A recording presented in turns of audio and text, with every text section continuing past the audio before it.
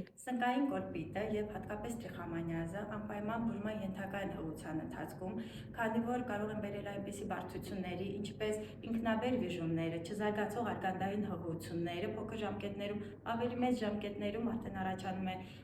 պտղաջրերի վաղաժամ արտահոսքը, վաղաժամ ծննդաբերությունը, պտղի փոքր քաշը, բացի այդ պտուղը անցնելով ծննդաբերական ուղիներով կարող է վարակվել։ Ճիշտ է, հղության ժամանակ նշանակում է ավելի մեղմ բուժում, ինչի պատճառով կարող է լիարժեք հիվանդությունը չանցնել։ Ծննդաբերությունից հետո եւ կրծքով սնուցումից հետո պարտադիր պետք է ստանալ բուժումը,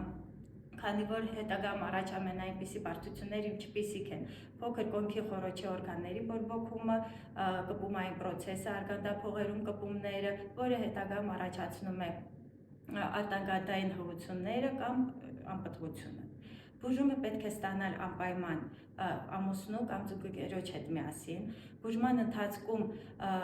պետք է բացառել ազատ սեռական հարաբերությունը, որպեսզի տեղի չունենա վարակի միմյանց փոխանցումը։